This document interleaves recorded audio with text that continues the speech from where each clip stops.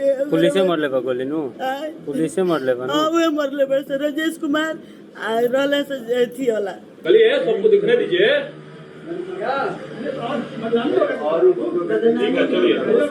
चलिए बेटे पुलिस हां तो पिस्टल अपन रक्षा खाती बचाव खाती कहाँ है लोग मेरे ससुर है थाना में कैद है कैद करके रख दिया थाना वाला जहाँ बोल रहा है तो निकलते निकलेगा सब पैसा लेके घुस लेके सारा बोलिए नहीं निकलेगा पिस्टल दिखाता है साला यार हिम्मत है तो जाके बदमाश का क्रिमिनल को पकड़ो ना अरे क्षमता मार देगा ठोक देगा वहीं पे इधर ला रहा है कोनो जगह की उसके पास मेरा यही मांग है कि समाज में और ये पूरे देश में आज के बाद कोई भी नेता मंत्री विधायक कोई भी अधिकारी समाज के साथ खिलवाड़ नहीं करेगा झूठा वादा नहीं करेगा अगर करेगा तो उसे किसी भी हाल में पूरा करना पड़ेगा और नहीं करेगा तो मेरे जैसे लोगों को हथियार उठाना पड़ेगा। और दूसरी बात यह है कि हमारे समाज और देश में जो भी जहां भी जो कार्य होना चाहिए हर गांव हर मोहल्ले हर शहर हर कस्बे के लिए सामाजिक काम विकास का कार्य जिससे हमारा देश आगे बढ़े तो उन सभी कार्यों को बिना किसी लापरवाही के साथ बिना भ्रष्टाचार के साथ और बिना किसी कुछ भी गलत कार्य के साथ अच्छे से किया जाए पूरी चलिए हथियार रख दिया जाता है लीजिए भरोसा कीजिए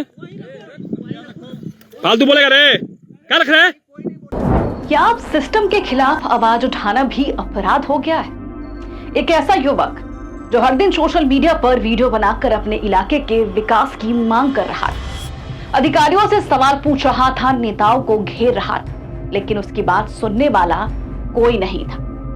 धीरे धीरे सिस्टम ने उसे सनकी कहा, कुछ लोगों ने उसे मानसिक रूप से अस्थिर बताया और फिर एक दिन वही युवक हथियार लेकर सिस्टम के सामने खड़ा हो गया। लेकिन कहानी का सबसे दर्दनाक हिस्सा यहाँ से शुरू होता है, क्योंकि सवाल यह है कि जिस युवक ने कैमरे के सामने हथियार फेंक कर सरेंडर किया था, क्या उसे उसके बाद भी गोली मारी गई? जी हाँ, भरत भूषण तिवारी।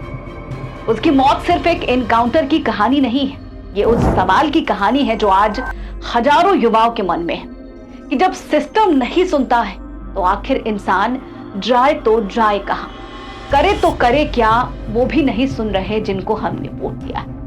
आज हम समझेंगे कि आखिर कौन था भरत तिवारी, किन वजहों से वह सिस्टम से टकराता चला गया और क्यों उसकी आखिरी फेसबुक लाइव वीडियो पूरे बिहार में बहस का विषय बन चुकी है।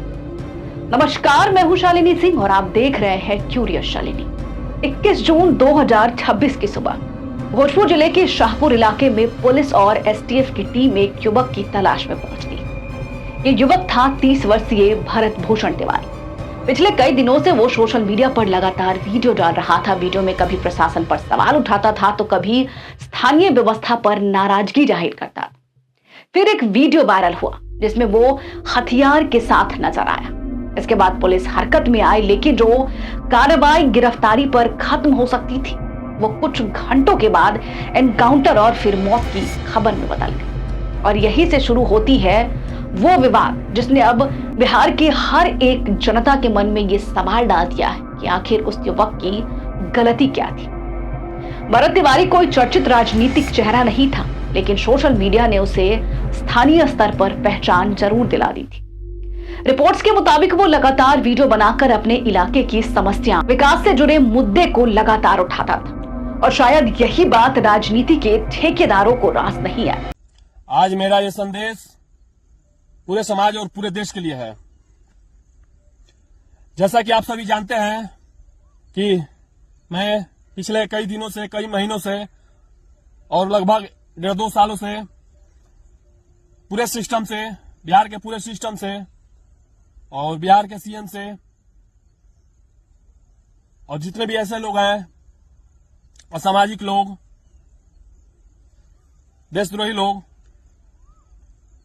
या जितने भी गद्दार तरह के लोग हैं इस देश में, उन सभी से ये युद्ध चल रहा है, जो कि अब इसे पूरे देश में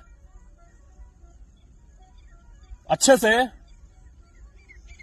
फैलाने का समय आ गया है। इस क्रांति को, इस युद्ध को, ताकि यह मैसेज पूरे देश में हर उस नेता, मंत्री, विधायक, अधिकारी, हर उस व्यक्ति के पास जाए जो हमारे समाज से, हमारे देश से किसी भी तरह से खिलवाड़ करते हैं। तो ये संदेश इस देश में रहने वाले हर उस व्यक्ति के लिए है जो सिस्टम में बैठा हुआ है, और सिस्टम के बाहर में भी जो है, जो समाज के साथ खिलवाड़ करता है, देश के साथ खिलवाड़ करता है। सवाल पूछा, आगे क्या हुआ आप खुद समझदार। देश में यही तो होता आ रहा है। जो सिस्टम के खिलाफ आवाज उठाता है उसका भी हाल भरत तिवारी जैसा ही होता है। समय के साथ भरत तिवारी के मन में कई सवाल गूंजने लगे। वो आक्रामक होने लगा क्योंकि जिन जिन मुद्दों पर उसके क्षेत्र में वोट लिए गए थे वो तमाम चीजों में से एक भी चीज पूरा नहीं किया गया। फिर आया एक ऐसा दौर जब वीडियो में प्रशासन के खिलाफ उसका गुस्सा साफ दिखाई देने लगा। पुलिस का कहना था कि उसका व्यवहार सामान्य नहीं था। शुरुआती प्रेस रिलीज में उसे मानसिक रूप से अस्थिर बताया गया। दूसरी तरफ परिवार का दावा था कि भरत गलत नहीं था बल्कि व्यवस्था की कमियों को उजागर कर रहा था। और यही से दो अलग अलग कहानियां सामने निकल कर आती। एक पुलिस की कहानी है तो दूसरी परिवार की कहानी है। बुधवार की सुबह, जी हाँ, बुधवार की सुबह भरत ने फेसबुक लाइव शुरू किया। वीडियो में वो सुनसान इलाके में खड़ा दिखाई देता है। उसके सामने पुलिस और एसटीएफ की टीम मौजूद थी। लाइव वीडियो में भरत खुद को निर्दोष बताता है, सिस्टम पर सवाल करता है। फिर कैमरे के सामने एक ऐसा दृश्य रिकॉर्ड होता है जिसने पूरे मामले को विवादित बना दिया। जी हाँ, भरत अपनी पिस्टल पुलिस की दिशा में फेंक देता है। इसके बाद वीडियो बंद हो जाता है और यहीं से सवाल शुरू होते हैं। परिवार और स्थानीय लोगों का दावा है कि भरत ने सरेंडर कर दिया था, और अगर उसने आत्मसमर्पण कर दिया था तो फिर गोली क्यों चली। इस पूरे मामले को लेकर पुलिस का जवाब अलग है। पुलिस का कहना है कि लाइव बंद होने के बाद भरत ने दोबारा हथियार उठाया और फिर पुलिस पर फायरिंग की कोशिश की, और जवाबी कार्रवाई में उसके पैर में गोली मारी गई। घायल भरत को अस्पताल लेकर जाया गया, पहले शाहपुर, फिर आरा और फिर आखिर में पटना पीएमसीएच, लेकिन इलाज के दौरान उसकी मौत हो गई। आपको बता दें कि भरत की गिरफ्तारी से लेकर एनकाउंटर तक के मामले में पुलिस ये कह रही है कि वीडियो देखा था उन्होंने सोशल मीडिया पर हथियार लहराते हुए, और इसी सिलसिले में वो भरत के पास पहुंची थी। अब इस पूरे मामले में सबसे बड़ा सवाल सिर्फ एनकाउंटर नहीं है, सबसे बड़ा सवाल सिस्टम की प्रतिक्रिया है। अगर पुलिस पहले से ही मान रही थी कि भरत मानसिक रूप से बीमार था तो क्या उसे काबू करने के लिए दूसरे तरीके अपनाए नहीं जा सकते थे? अगर वो खतरनाक था तो सोशल मीडिया पर लगातार वीडियो डालने के बावजूद उसे पहले ही क्यों नहीं पकड़ा गया? और अगर उसने सरेंडर कर दिया था तो गोली चलने की नौबत क्यों आई? क्यों पुलिस ने उसे गोली मार दी? और अगर पुलिस का दावा सही है तो उस दावे की पुष्टि किन सबूतों से होगी? और यही कारण है कि यह मामला कानून से ज्यादा जवाबदेही की बहस बन गया है। आपको बता दें कि भरत तिवारी का मामला सिर्फ एक व्यक्ति की कहानी नहीं है, ये उस दूरी की कहानी है जो आम नागरिक और व्यवस्था के बीच लगातार बढ़ती ही जा रही है। जब लोगों को लगता है कि उनकी बात नहीं सुनी जा रही है तब नाराजगी बढ़ती है, और जब नाराजगी संवाद की जगह टकराव में बदल जाती है तो परिणाम अक्सर दुखद ही होते हैं। इसलिए यह बहस सिर्फ भरत तक सीमित नहीं है बल्कि पूरे देश में इस बात को लेकर चर्चा चल रही है। यह सवाल हर नागरिक से जुड़ा है जो अपने इलाके, अपने अधिकार और अपनी समस्याओं को लेकर आवाज उठाता है।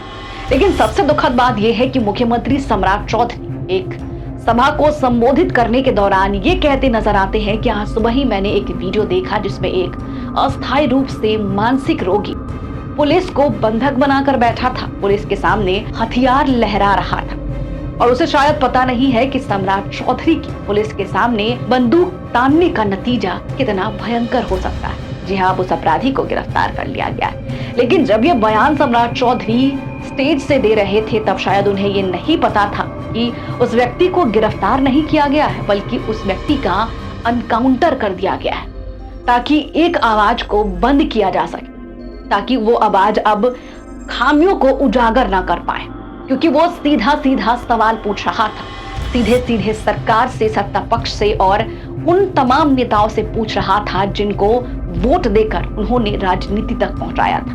वो सीधे अपने क्षेत्र के अधिकारियों से सवाल पूछ रहा था। वो साफ साफ गड्ढे, सड़क और जमीन के बारे में जिक्र कर रहा, लेकिन शायद राजनीति का तख्ता संभालने वाले लोगों को ये रास नहीं आया और एक और क्रांतिकारी युवा को हमेशा के लिए चुप करा दिया गया। फिलहाल इस खबर में तना ही, लेकिन आपकी क्या राय है हमें कमेंट बॉक्स में लिखकर जरूर बताएं। बने रहे हमारे साथ और देखते रहिए क्यूरियस शालिनी।